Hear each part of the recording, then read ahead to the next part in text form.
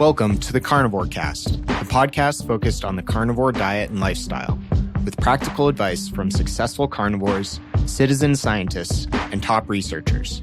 I'm your host, Scott Meslinski, and I'm here to speak with experts and experienced carnivores to get answers to your biggest and meatiest questions while helping you live your best life as a carnivore.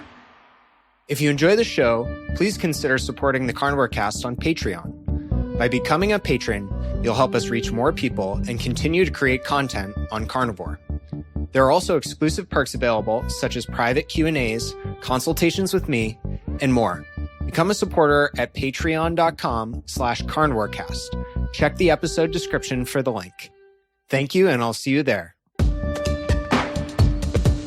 Welcome to the Carnivore Cast, folks. Got a special episode for you today. I've got Nathan Owens and Nick Andre. They are two researchers, by trade engineers who are interested in the low-carb, keto, zero-carb space, specifically focusing their research on the diet-heart hypothesis and how we get heart disease, what causes it, and what may not. And really digging deep into the research, picking apart existing hypotheses, existing threads, what's being held up by evidence, and suggesting alternative approaches and hypotheses in a very methodical way. So I'm very excited to have them both on. And Nick and Nathan, welcome to the show. Would love for you to give yourself more proper introductions and tell the audience a little bit about yourselves. Hey, thank you so much for having us on. I'm Nick. I'm a software engineer over at Google. Here in Seattle, Washington. I started a ketogenic diet around about 2014 on a recommendation from my uncle, who's a doctor in Massachusetts. And I had kind of just mind-blowing success. I don't know, they call that like the conversion experience. But ever since then, I've been really interested in helping friends, the community, helping with research. And over time, I've kind of drifted towards zero carb at first and now pretty much carnivore through kind of trial and error and laziness. I did have some keto ice cream last month, posted it on Twitter, but I really like solving complex problems through the engineering method. And I kind of, through various routes, ended up looking into heart disease back in 2018. And I actually met Nathan earlier this year at Low Carb Seattle, and we've kind of been working together ever since I met him. And I'm Nathan Owens. I'm a systems engineer at Netflix. I'm based out of Seattle. I started on this diet journey in 2017 with intermittent fasting and carb restriction, eventually moving to keto. I saw nice improvements in body composition and gut health. I've recently, about a year ago, moved towards carnivore, and I've been enjoying that since. I'm super interested in doing this research here. It's been really interesting to learn all about health and nutrition, and it's very interesting to dig into this and try and find root causes the same way that I do in my day job as a systems engineer. Yeah, I love that. I love that detailed attention to finding not just being sort of satisfied with surface level explanations, but digging deep into the science and trying to systematically poke apart and then rebuild hypotheses and theories of how the human body works. I think if we had more people thinking like that and doing that great work across all the different areas of health and nutrition, we just have a lot better answers to a lot of these core questions. And I'm curious, how did you first become interested in cholesterol, lipoproteins, heart disease, these topics? Yeah, so for me, this was when I was learning about keto and all of this. I watched some of Dave Feldman's talks about lean mass hyperresponders and eventually had my cholesterol tested, and my LDL came back as over 500, and my LDL particle count was greater than the measurable range. So obviously, if I was to believe the existing hypothesis, that was going to be the death of me. So I really wanted to dig in and investigate and make sure that although I was feeling very good on keto, that the LDL wasn't going to kill me. And I'm also a lean mass hyperresponder. My LDL is in the 230s, bounces around a bit. I've got a family history of heart disease and stroke without kind of risk factors, so people who didn't even have elevated cholesterol. So, and having that makes me obviously want to understand this and understand what that means, because at the same time, I was getting incredibly healthy and I felt so much better.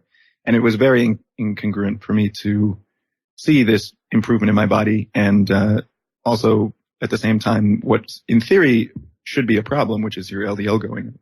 And from like the larger perspective in the low carb community, LDL seems to be it's talked about at every single conference all the time. At this point, no one is even saying keto doesn't work. They're saying keto will kill you because it raises your LDL. And so I think we need to really understand it and to have a story and an answer for what's going on here and why it goes up and what that means for our health. Yeah, super interesting. And where did you start? Where did you start looking for evidence? What did you find right off the bat? How did that go? Yeah, so the first thing you do is you Google, does saturated fat cause heart disease, or what causes heart disease? And the funny thing was, at the time I Googled, does saturated fat cause heart disease, I got to a Wikipedia page that at the time was titled the controversy over whether or not saturated fat causes heart disease. I'm like, wait a minute. What's that? Like, that doesn't make any sense to me. Of course it does, but then all of a sudden there's evidence for and evidence against, and I was like, this is interesting. And then if you Google what causes atherosclerosis, the National Institute of Health's page on atherosclerosis literally says the exact cause of atherosclerosis is not known. And to this day, it completely boggles my mind, because like, we've been making nutrition recommendations since the 70s based upon a certain hypothesis, when in fact, even the National Institute of Health admits that it's kind of a house of cards, you know? And when you start to dig more into it, you get a lot of research that is honestly terrible. They have a lot of vagaries, a lot of passive voice. They'll say things like, once the arteries get invaded by the cholesterol, as if it's kind of like a Viking or something. And then they use hilariously imprecise language. Like, if you read medical texts, they're very descriptive on exactly what's happening, and they have this vernacular, and they'll use these really vague words to describe kind of critical steps in the hypothesis. The language as well is it kind of rubs me the wrong way, being like very precise. They'll say how things like lead to risk, which is a really bizarre thing to say. Like, risk is not a disease. Like, things cause disease, and then you have to go find them. And a lot of the papers, even when you start to dig into them, are actually, I honestly think some of them aren't proofread. Like, they'll have citations that when you actually go to the citation, they have no substantiation of the thing they're listed next to. And also, like, pharma incentive, you'll Google the author's first name, and they received some ridiculous amount of money from pharma over the previous couple of years. And you're like, I'm just a little bit of a cynic. And when I see those sorts of things, I start to kind of smell a rat. And that's kind of what I found when I first started looking into this, and made me want to dig a little bit more, you know? Yeah, that's fascinating. And at the same time, sounds like you were just kind of not looking for the root causes and the evidence yourself, but was there a narrative from your doctor who ordered the labs, or were you just kind of checking your cholesterol independently? I did some independent work. At the time when I first started looking into this, my most recent test actually hadn't shown me as a lean mass hyperresponder. I got it done before my weight had gone all the way down. So it actually wasn't until I'd started looking into this that I got the first lab that showed me as a lean mass hyperresponder and had the elevated LDL. So I heard a lot about it from a lot of other people in the community, though. And you always hear these stories, but no one actually ever offers they say, yes, of course, this LDL hypothesis is wrong, but they never offer you, okay, here's what's going on. They just say it's wrong because of A, B, and C, which, you know, you have this wonderful fairy tale story of like Viking LDL particles invading the artery, and then they're like, well, that's wrong. It's like, well, then what's happening? And they're like, no one knows. And so that's kind of been that's how I got into this originally, you know. Interesting. And where did it go from there? How did you start to dig deeper into root causes of heart disease and atherosclerosis? It's a great word, right? So the first thing that I was looking for is, you know, find the most competent person that I could find, like the person who has gone into this in the most detail, who has written about this very precisely. And I ended up kind of walking the citation tree around various different sources, particularly pathology. Pathology is the science of cause and effect of disease, particularly the study of deceased tissue. So, for example, what a pathologist might do is they might do autopsies on people who died of heart disease, and then they might find some people who got hit by a bus or some other, cancer death or whatever. And then they can start with very young people all the way to very old people, and they can look at how each of those people manifest heart disease, and the time series, how it starts, how it progresses, what it looks like in people who died of it, what it looks like in people who survived till a later age. And they can kind of start to put it together by doing that analysis. And it's really critical to actually do that, to actually look at the disease, because you really need to understand the what and the where of heart disease. And you simply cannot get that by taking kind of a CT scan. You know, it doesn't tell you there's lipoproteins here and not here. You know, the CT scan, you see a blob, right? You see kind of like an area of problem, but, you know, even those have some interpretation difficulties. People, two doctors look at the same angiogram and they'll get kind of two different estimations of, there are a lot of problems with attempting to do this without starting at the foundation of looking at the disease. And one of the things that I really liked to see as I went along was people who are very precise about describing what they're seeing, describing the mechanisms that have been identified. And the key thing for me is when they know enough to explain what we don't know and how we can learn about those topics in future research. Since I know already that we don't know what causes heart disease, I really expect the authors to provide explanations of things that they've seen that they can't explain, right? So if they look and they say, okay, we believe that response to retention causes heart disease, right? So that the first step in heart disease is that cholesterol shows up and that causes a problem. One of the things that you see referenced again and again is that there exist lesions that don't have cholesterol accumulation, so that the heart disease actually begins before the cholesterol accumulates. That's something that the response to retention hypothesis cannot explain, and it implies that there's more going on. And so when an author is confident enough to say, that challenges our existing hypothesis, that's something that indicates to me that I'm looking at a source that's seriously considering the problem and is probably worth my time to investigate further. Yeah, that's really interesting. People willing to call out their own shortcomings or gaps in their knowledge or new evidence that may contradict what they've been proposing. And do you have examples of people who you thought were doing this well, and you recommend digging into more? Yeah, so we've got Konstantin Velikin was one of my favorites. He was a pathologist. He did thousands of different autopsies. Michael Gurr was I guess he wrote the textbook Lipids, was his kind of claim to fame. So, and Giorgio Baroldi, Vladimir Subotin, Malcolm Kendrick, who has a blog on this, and Elspeth B. Smith is another one. Yeah, it's an interesting set of folks. And is there any more modern pathology research you have found, or does a lot of it require digging back? It seems like with a lot of these things, like a lot of the hypotheses have just been assumed and then carried over by government bodies or health organizations over time. And like getting back to real original research, clinical research requires going back in time a lot. Is there anything more modern you found? Yeah, I mean, the more I dug into this, the more I ended up in people working in the latter half of the 1900s. And interestingly, there wasn't as much that I found recently.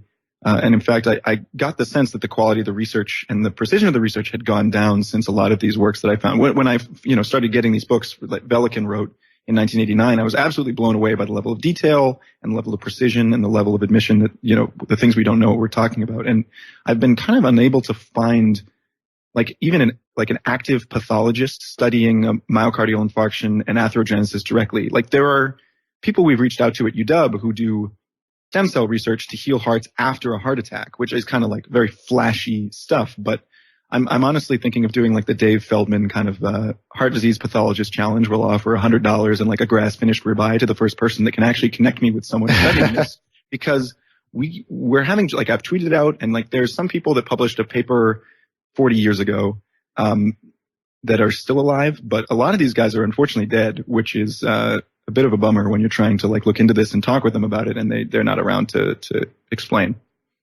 Yeah, that's really interesting.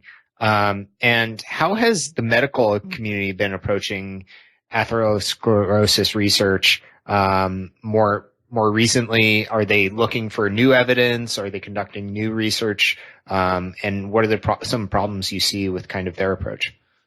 Yeah, I mean, they're definitely looking for new evidence to confirm what they already know. That's every day there comes out a new angle to confirm their existing hypothesis, which, if their hypothesis is that cholesterol is the problem, they'll talk a lot about that. But knowing that that hypothesis cannot explain some of the observations makes me a little bit concerned to not see things that are outside of that. They apply this framework called, it's kind of a bizarre, kind of unproven, difficult, unwieldy framework to addressing this disease. It's called pleura causality. It's kind of this idea that multiple causes are causing the problem. As a little bit of background, they tried, once heart disease started becoming a problem and they had done these autopsies and found deteriorated arteries, they tried to find the cause. And basically it wasn't readily apparent what was going on. They saw this deterioration and it happened over a very long period of time. And so by 1913, there was a scientist named Anichkow, and he proposed that, we couldn't find the one thing that was causing the disease. So maybe everything is sort of causing the disease together-ish somehow. And that's kind of the root framework that they're applying. The problem is that framework itself has never actually been tested. And we've basically stopped looking for the possibility that there is a cause. And my problem is that when I read Velikin, he said directly that he does not consider the model valid because he was unable to relate the onset of the disease. So if he looked in the tissue and found, when the disease appears, your first fibrous lesions in your early 20s, he couldn't relate that to any factor or constellation of factors pre-existing the beginning of the disease. And that's basically implying that we have yet to find a cause. And from a higher level, that the model really rubs me the wrong way because it's trying to imply that a weak correlation is cause. And we know from kind of the way things work that if A causes B, there's a strong correlation. It's like if smoking causes lung cancer, there's a strong correlation. And in fact, if you find a weak or sporadic correlation, that pretty much invalidates the possibility that there's a simple cause going on. And Occams Razor is another thing that I find helpful here. What Occams Razor means is that we should test simple hypotheses, i.e. that we have yet to find the cause, before kind of abandoning actually trying to find a simple answer to the problem and going to this model, which is ridiculously complex and unwieldy. And then within that model, there's kind of a major sub-hypothesis, is this diet heart hypothesis that they've fit in. They don't consider it to be the cause. They consider it to be a portion of this model that is the cause. And that hypothesis is that eating saturated fat will raise your cholesterol and LDL, and that then somehow the levels of cholesterol and LDL in the blood cause the disease.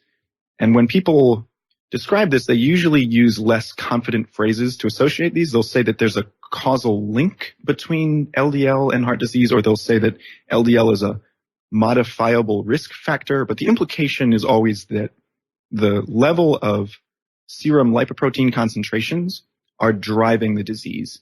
And just for reference, the phrase risk factor, it literally translates to like associated variable. So when you actually substitute the definition in, modifiable risk factor sounds almost nonsensical. It sounds like modifiable associated variable. And these are some of the imprecisions that have kind of bothered me about this theory, because it begins to sound a little bit questionable if you think about this in more detail, if that makes sense. Yeah, it sounds like they're kind of skirting around the lines of logic in a lot of ways. They're definitely doing these that. terms. And obviously, Nina Teicholz, Ivor Cummins, many other folks in the low carb community have talked at length about the diet heart hypothesis and picked apart each of the logical leaps that take place there. But what have kind of your findings independently been on this topic? Yeah, there's one of the best papers I found that actually went through a lot of this was Michael I. Gurr.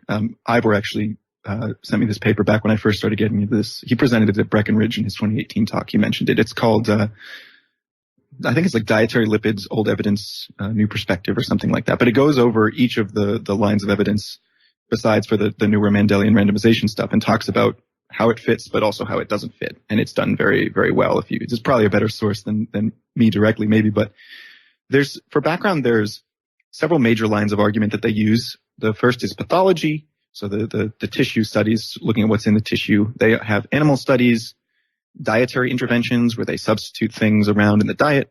They have epidemiology, which we all know. And then you have kind of drug or non-drug lipid lowering therapies, which are attempts to reduce cholesterol but via non-dietary means.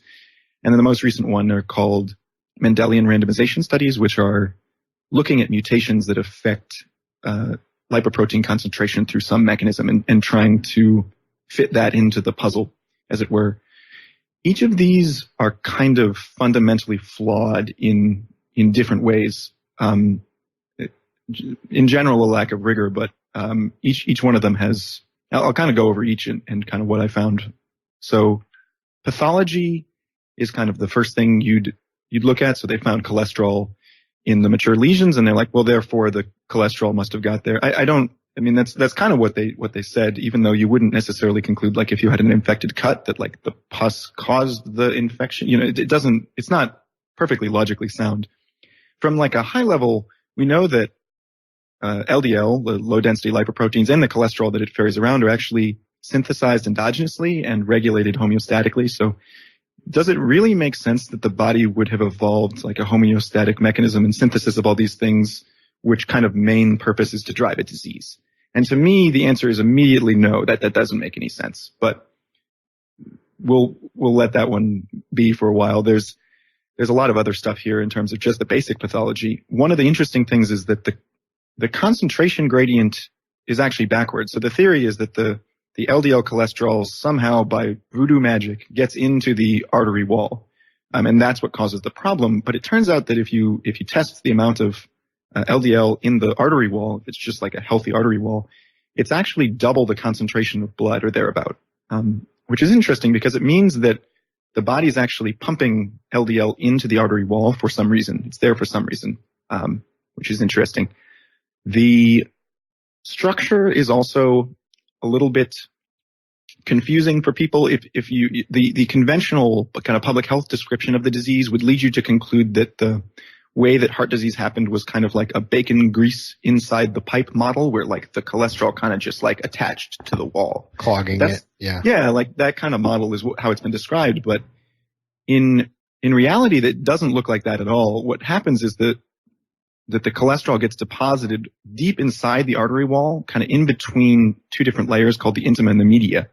And nobody has really been able to offer a sound explanation of that crucial step of how lipoproteins are actually so they think that the action of the lipoproteins getting into the wall drives the disease. That's the reason that the concentration is driving the disease through, diffusion or something, but they don't actually say the word diffusion, and then they don't actually offer an explanation of how that's happening.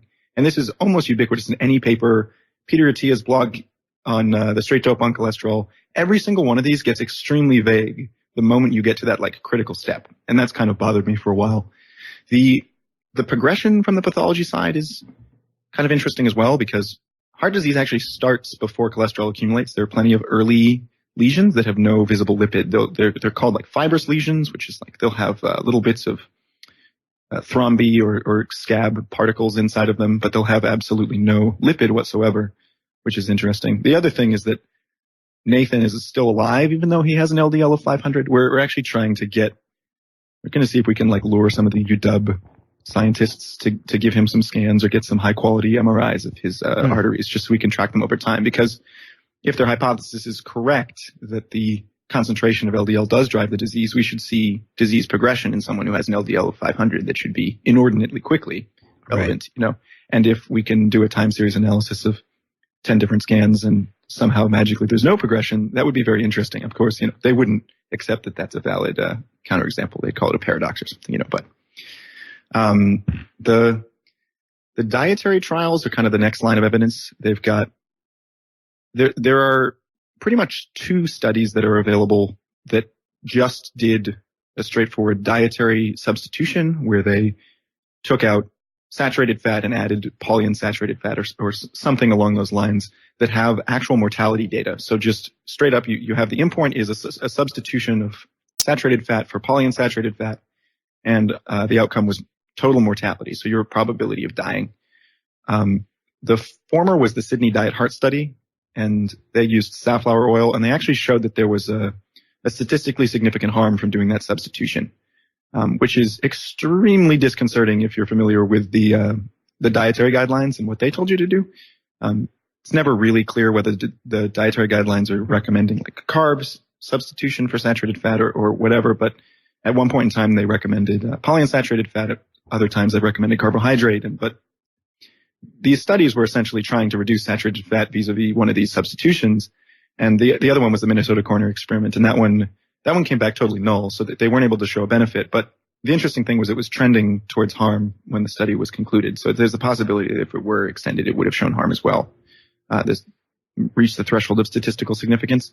The problem from my perspective is if you don't have mortality data, we have no way of understanding if the intervention causes unintended harm. So we're substituting a synthetic agent, basically. It's kind of like Gary Taubes described it as like basically a drug. It's a industrially synthesized solvent extracted seed oil. And we're substituting that for a natural dietary component like an animal fat. And there's the possibility that that would cause harm in some unintended way. So looking at just the number of heart attacks people could be dying of something else a lot more frequently, and you wouldn't catch that in that metric. So a lot of these other trials, they just don't have any data on the mortality, which is kind of disconcerting. Another example was the Mr. Fit, the multiple risk factor intervention trial. So this was a dietary substitution where they recommended low fat, but they also did multiple other things. They were doing smoking cessation therapy and a medication to reduce blood pressure. And at the 7-year mark, they had absolutely no benefit. There was like a great article in the Wall Street Journal called like heart attacks, test collapses. And the problem with that, from my perspective, is that if hypothetically, as we saw from the Sydney Diet Heart Study, that the diet was causing harm, those other two interventions could have obscured that. So you could have, if you hadn't done the smoking cessation and that wasn't different between the two, the control and the treatment arm, you might have seen harm from there. So when you're combining multiple things, you can't really use that data to argue that the diet portion of that 1/3 of the intervention was beneficial, especially when the whole trial came back null at the 7-year follow-up, which was kind of terrifying. You've got next, there's like animal models. Those are rather much a train wreck. I have a quote that I took just directly from Konstantin Velikin's book because I think he said this better, but he said, owing to these peculiar aspects of human coronary atherosclerosis, a variety of experimental models have been developed for the study of natural history of lesions, but none of them duplicates the pathologic feature, severity, and complexity of human coronary atherosclerotic involvement. This has led to the conclusion that the principal difficulty in the study of experimental atherosclerosis is the lack of an animal model that truly resembles man. An example of this in action is that if you feed rabbits cholesterol, they get some sort of arterial changes. But there's two problems. One, those lesions actually happen in their aorta, not the coronary artery, which is just the wrong place. And they also don't resemble mature human coronary lesions, and they also don't get heart attacks. But, that's a whole other problem. And epidemiology is another fan favorite, but that's kind of been covered to death. But there's generally poor quality data, extremely weak correlation, and heterogeneous results. So even when they were looking at the original Framingham study on LDL, they showed that like some subpopulations seem to have a benefit from higher LDL. So higher LDL meant less heart attacks. And then there's also some sketchy things where they rely on surrogates to do the epidemiology. Like they'll test the blood levels of saturated fat. And then they assume that the saturated fat in the blood came from dietary sources, even though we know that like de novo lipogenesis can create palmitic acid from like fructose consumption. So you can't necessarily assume that saturated fat in the blood means high dietary saturated fat consumption because your metabolism is kind of doing a lot of different things. Drug studies are another one here, but they all come back very heterogeneous. So there are some drugs that lowered LDL and just didn't do anything, and we kind of ignore those ones.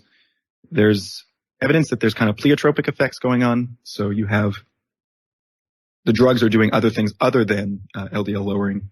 They rely on things like composite endpoints, so they don't actually show that the drug helps you live longer when it lowers cholesterol. And they do other just really annoying shenanigans. One of the examples here is the Fourier trial, which they managed to use a pill called a PCSK9 inhibitor that lowered your LDL to about 30 milligrams per deciliter. But even though they did that, they didn't live any longer, which suggests that LDL might not be that important in the context of heart disease. And the Mendelian randomization studies, Dave Feldman did a bit of a talk on this, but they actually... These gene mutations are affecting the metabolism. So it's not necessarily clear that you can take a gene mutation that alters a lipoprotein concentration and do a direct extrapolation to dietary interventions. The blue angels are flying outside our window right now. but they kind of act as if they're pretty much interchangeable, but it's not clear, if a mutation is affecting your lipoprotein metabolism and these lipoproteins are part of the metabolism, can you necessarily just assume that a dietary intervention that does the same thing? And this is the same trap that people fall into with the pill. You can't assume that the mechanism by which it acts is necessarily through you can't assume that just because a pill lowers your LDL that was its primary mechanism of action. Dave Feldman, I think it was Chauvin, was looking into the list of LDL mutations which didn't impair the uptake of cholesterol or didn't impair the metabolism, and many of those actually haven't even been studied for whatever reason. I think I know why, but and just kind of every single one of these, when you actually peel back the surface, is disconcerting enough just by looking at it that I'm not totally confident recommending that people take it at face value. Yeah, and what are some of the other general problems or suspicious activity you're seeing in the research you've looked at? Yeah, so there's a hypothesis flexibility is one of the things you see all the time. So papers will cover a totally different hypothesis and then kind of try to masquerade as the same thing. So you'll see paper titles that are sort of kind of the diet-hard hypothesis, but actually totally not the diet-hard hypothesis. One of them recently was saturated fat impairs the anti-inflammatory properties of lipoproteins. Or another one was that regular LDL protects against oxidized LDL, which is actually kind of the opposite of the diet-hard hypothesis, But in principle, some of these kind of sound like, oh yeah, of course, meat is causing the heart disease, but it's to a totally different mechanism. So you can't really, just because there's a lot of papers that have the word saturated fat and heart disease in it, doesn't mean that those are all actually covering the same mechanism. The other really annoying thing that I see all the time is ad hoc hypotheses. So people will basically just invent a hypothesis out of thin air with no substantiating data, and then they'll act as if that kind of is an argument, which it's not logically sound. So one of the examples is you'll have a drug study and you'll give people the drug and it lowers their cholesterol and then they don't live any longer. And then they'll say, oh, well, we shouldn't expect people to live longer because the disease is slow. And the only data they have to support that ad hoc hypothesis is that these therapies don't work, right? They don't improve mortality. And a perfectly reasonable alternate hypothesis to explain that is that the drug just doesn't work because the mechanism of action is not right. Like, right, LDL concentrations aren't driving the disease. Or another one is when they see old people with higher LDL live longer is a popular one that's been circulated, and they immediately ad hoc hypothesize that it must be some reverse causation, and then they'll never produce any data to support that. And those kind of things, you see them all the time. They're incredibly common in this field. And beyond that, there's just tons and tons of money at stake. When you see, conflicts of interest with lead authors and papers receiving, nearing $1 million from pharma, like it's concerning to me, And so you have to be very careful when you see a paper to make sure that who's paying for it and all the details behind it, especially if there's a conflicts of interest section that's like a whole page long at the bottom of the paper, Yeah, it's crazy. Sometimes those like grants from corporate organizations are larger than most people's full-time compensation. So definitely has an effect. And I always like to do this when digging into studies. A given study will come out talking about benefits of whey protein or the effects of certain health marker for milk drinkers versus non-milk drinkers. It's very easy to click into some of these researchers' public academic profiles and see a lot of disclosures they have to make about receiving funds from dairy companies or something like that. And you have to imagine what's happening behind the scenes that you don't see that isn't disclosed. Yeah, for real. But based on the research you've done, what are some theories you're starting to come up with to explain the root causes of cardiovascular disease and what may be actually true root causes?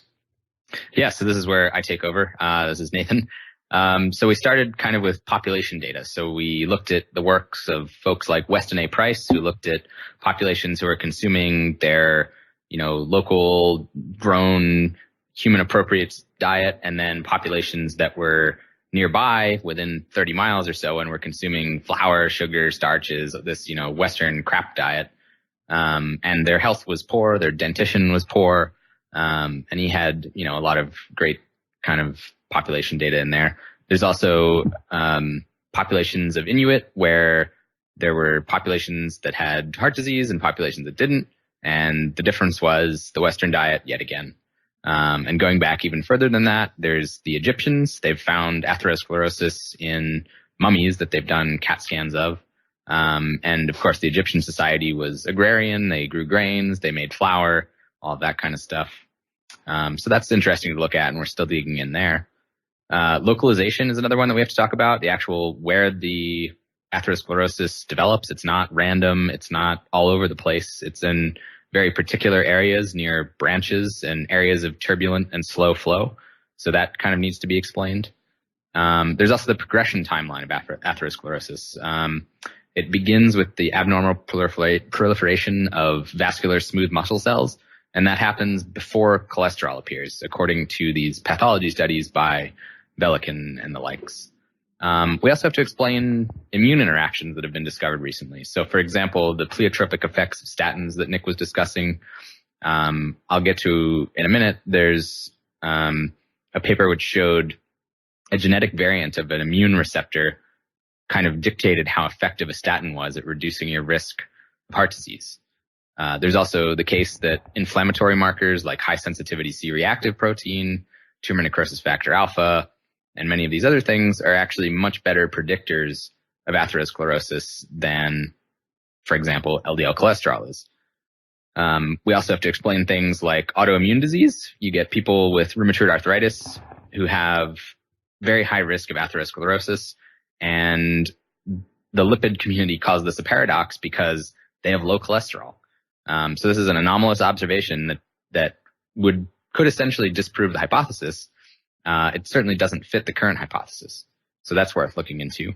We also have the case of immunosuppressive drugs like rapamycin, which is an mTOR inhibitor when used in low doses and an immune suppressant when used in high doses. It's been used in kidney transplant patients, for example. And those patients who get rapamycin as a transplant anti-rejection drug have lower risk of atherosclerosis. And that could be via more than just the immune system, but it's an interesting one to look at. There's also the case of people with, for example, rheumatoid arthritis who receive TNF alpha blockers or antibodies. They have lower risk of atherosclerosis than those who don't take TNF blockers. Yeah, it's an interesting set of data points, and I really like how both of you are drawing from a diverse set of populations, data sources, types of research to really look holistically at this. And have you found any hypotheses in the research literature that try to tie together these specific observations? Yeah, we haven't actually found much in existing literature. There's a little bit here and there, but we think that there are a lot of observations that have to be explained. And we're going to do our best to do that because I think unless you can explain all of the observations, then it's not a very good theory. I was recently listening to, and I think I tweeted out a video by Richard Feynman where he talked about physics as kind of observing a game of chess without knowing the rules. And as you see things happen, you can kind of piece together the rules.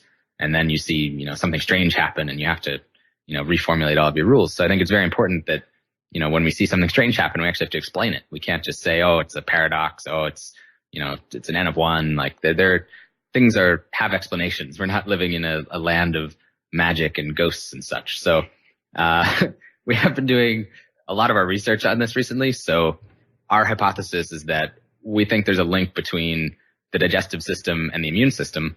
And we know that these are very closely linked. The gut is home to a huge number of immune cells, and all of these immune cells kind of run surveillance on what's going into the body. And they're just one layer of cells away from the food that's consumed. If you think about it, the digestive tract is a pipe that goes all the way through your body, and to your body, that's outside of your body.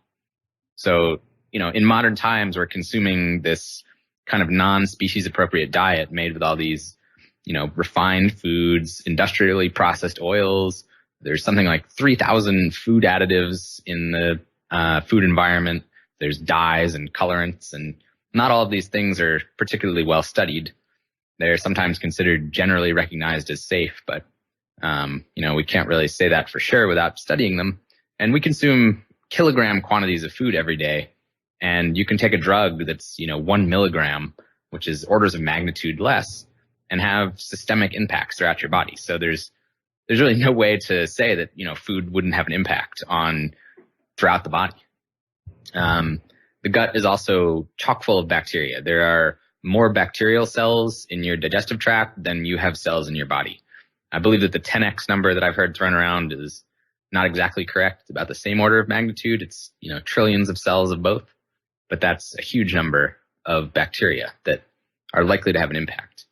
And these bacteria change very rapidly based on your dietary intake. However, you can get into a state that's referred to as dysbiosis, where you have some bugs that are growing in your gut that are not really doing you any favors there. And a dietary change can't necessarily resolve those. So this non-species appropriate food can also lead to the digestive tract becoming permeable. So you have these tight junctions between the cells in your digestive tract, and things like gluten and gliadin and food additives and all of these things can cause that to separate and allow kind of broken down parts of these bad bacteria into the bloodstream. So once these enter the circulation in the bloodstream, they can interact with the artery wall. And the artery wall actually acts also as immune surveillance because it's the layer of your body that's exposed to potentially toxins and pathogens in your blood. So as we mentioned, the areas where atherosclerosis develops in areas of this turbulent non-laminar flow. And it would make sense that there's potentially increased interaction between these bacterial components and the endothelium. So this is, if this is occurring chronically, you can get, this can wreak havoc on the homeostasis of the body and the immune system. And it's important to note that inflammation is something that we need. We need it for wound healing and muscle growth and all kinds of other things. So this isn't something we want to stop. We don't want to take all kinds of, turmeric and curcumin supplements to kill all the inflammation in our body.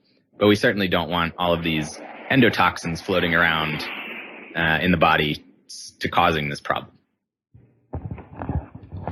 Yeah, super interesting. The ways in which, and makes a lot of sense, the hypothesis you propose that a lot of these things in the gut could be permanently disrupting a lot of natural processes and triggering immune responses. And what gives you kind of confidence in this hypothesis, or what other data is there to support it? Yeah, so one study that we found that we thought was really interesting looked at the serum endotoxin levels in diabetics versus normal controls. And they also had a branch for those who were pre-diabetic, but we'll just glance over that. The diabetics fasting endotoxin levels was 70% higher than those without type 2 diabetes. And after feeding a high-fat meal, the diabetics absorbed over 336% more endotoxins during the 4-hour period after the meal than the person with normal weight. So these are not subtle changes, which I think is important to look for in something like this. You don't want, a 3% difference that's not particularly compelling. We also looked at, we saw that these endotoxins bound with this toll-like receptor, which is called a pathogen-associated molecular pattern sensor. And that causes this whole downstream cascade of things via this transcription factor called nuclear factor kappa B. And that leads to the release of tumor necrosis factor alpha, interleukin-1 alpha and beta, and interleukin-6, among others, which are called cytokines. And these cytokines act as kind of immune signaling molecules throughout the body that trigger macrophages and other responses, T cells, B cells, all of these parts of the immune system to come out and do something.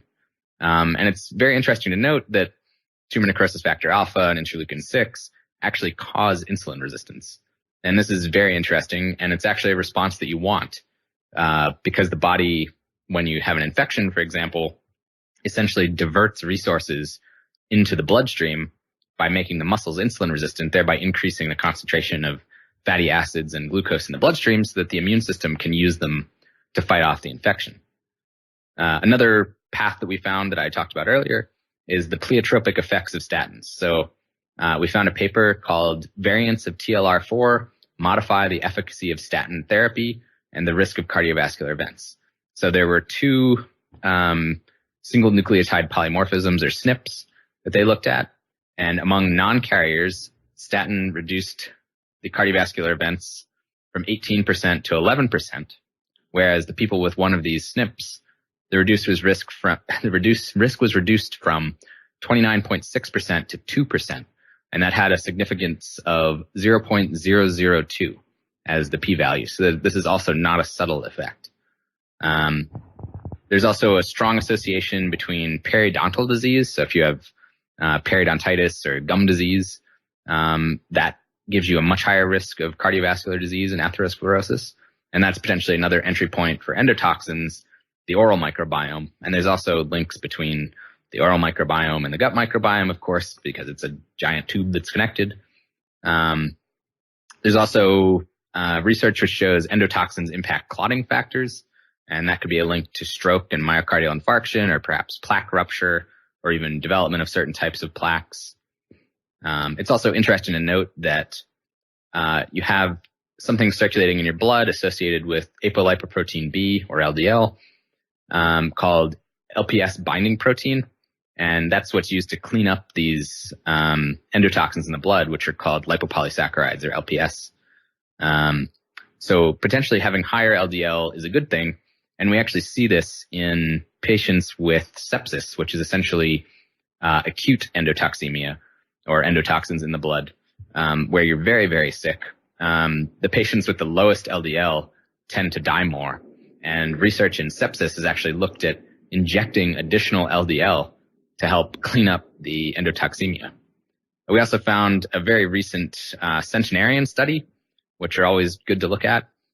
And in this study, which didn't have a huge number of people, but I hope more of these are replicated, the centenarians had lower LPS, or these endotoxins, and zonulin. And zonulin is a marker of intestinal permeability, than those either in the control group or those who had early coronary heart disease or atherosclerosis.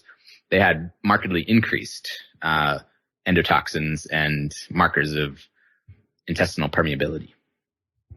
Interesting. And just to balance, are there parts, are there data points that this hypothesis can't explain, or counterexamples? Yeah, so we have looked for this, and we've tried to look at this from all kinds of angles. So we wanted to look at all types of chronic disease, not just cardiovascular disease, because we know that these things are generally referred to as comorbidities. If you have obesity, you're more likely to have heart disease. If you have heart disease, you're more likely to have cancer, blah, blah, blah. There's all this kind of stuff. We looked a lot at the sepsis research, because that's where they're looking at the endotoxins and kind of the acute phase. We've looked at immunology and immune system research, and this all kind of ties together in a very nice package. We've tried to look for stuff to find people who are eating a species appropriate diet, lacking in these potentially just dense acellular carbohydrates, but also, the current food system of, processed food with all kinds of stuff in it, who still had atherosclerosis, and we haven't found anything there. But if anyone has anything, obviously let us know. We also looked for data on people who had low inflammatory biomarkers, but still had atherosclerosis. And we were not able to find anything there. I reached out on Twitter and put out a request for that, and we couldn't really find much. So if anybody has anything there, we would very much like to hear it. Yeah, interesting. And this has been super helpful for me, and I'm sure listeners will find some of the work you're doing really fascinating. But maybe if we can just kind of summarize some of the conclusions you have thus far from your research and what you're looking to do next to further it.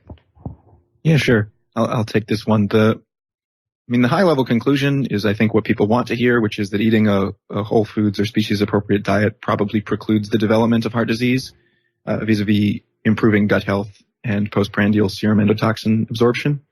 I think that's, people like to hear that. And I think that this hypothesis jives well with that idea. There's that experiment we talked about with diabetics absorbing more endotoxin. We really want to replicate that experiment, but adding basically a carnivorous control. So if our theory is that, meat is a species appropriate diet and carnivores aren't exposed to a lot of these Western foods, people who are quote unquote healthy in America aren't really that healthy, right? And we may in fact find that what we're expecting to see or hoping to see is that people who have been following a carnivorous diet would experience less endotoxin absorption, even relative to the controls. But we'd like to give that a shot. So we've actually put together kind of a small biotechnology lab in Nathan's kitchen. We're also looking for anyone that has done CVD pathology. There's one group we're going to reach out to, but we'd love to be connected with additional folks. And in particular, we actually heard your previous episode with Stephen Hussey, and we've been talking a bit with him on Twitter and whatnot. And he led us to some rather interesting data as well, like Baroldi, who goes into kind of, we kind of assumed that we could take it on faith that a clogged artery causes a heart attack, but it looks like that may not be sufficient to explain what's going on. And we after looking into this, we agree there's probably more to this story. It looks like the immune system and the autonomic nervous system seem to have a lot of overlap. For example, when endotoxins like LPS are injected, they induce reduction in heart rate variability, which is also associated with a heart attack. So people, their heart rate variability goes down right before they have a heart attack. This may have some implications for people with advanced heart disease, because what it suggests is that there's the possibility that a heart attack may be more independent of atherosclerosis itself. So there's the possibility that even if you have very advanced atherosclerosis, if you fix the diet, you may not suffer a myocardial infarction, if indeed a number of these are triggered through a pathway that isn't just a clogged artery, if that makes sense. We also have a lot of upcoming chats with various people in the community, including Dave Feldman, Nadir Ali, Stephen Hussey, Paul Saladino, Tommy Wood, Gabor Ordosi, and Spencer Nadolski, and we're definitely down to chat about this with as many people as we can get attention. And we're looking to publish a lot more detail on this, a lot of the sources. Not exactly sure what that'll look like, potentially a podcast or video series, and we may try to get a paper published as well, just covering the whole hypothesis, because what's interesting is that we actually haven't found anyone. People have called out the endotoxin hypothesis as it relates to insulin resistance and obesity, but no one has yet called it out as a potential causal vector for atherosclerosis and myocardial infarction, which is interesting.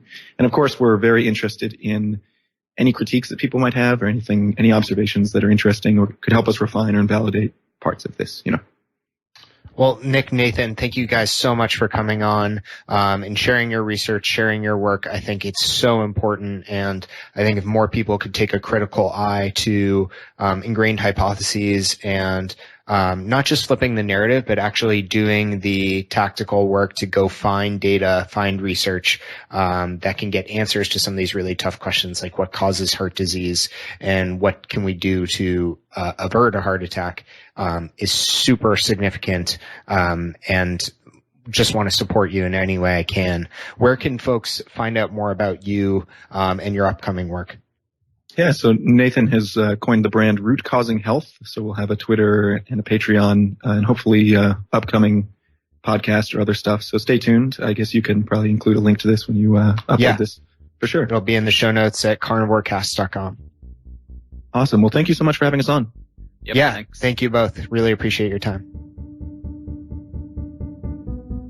If you enjoy the show, please consider supporting the Carnivore Cast on Patreon. By becoming a patron, you'll help us reach more people and continue to create content on carnivore. There are also exclusive perks available, such as private Q&As, consultations with me, and more. Become a supporter at patreon.com/carnivorecast. Check the episode description for the link. Thank you, and I'll see you there. Thank you for listening to this episode of the Carnivore Cast. If you enjoyed this episode, please review on iTunes. It really helps us out. And share it with a friend. What questions would you like answered, or who would you like to hear from in the carnivore research community? You can find me on Twitter, Instagram, and Facebook at Carnivore Cast, or go to carnivorecast.com. You can also email me at info@carnivorecast.com. I'd love to hear from you. Until next time, keep it carnivore.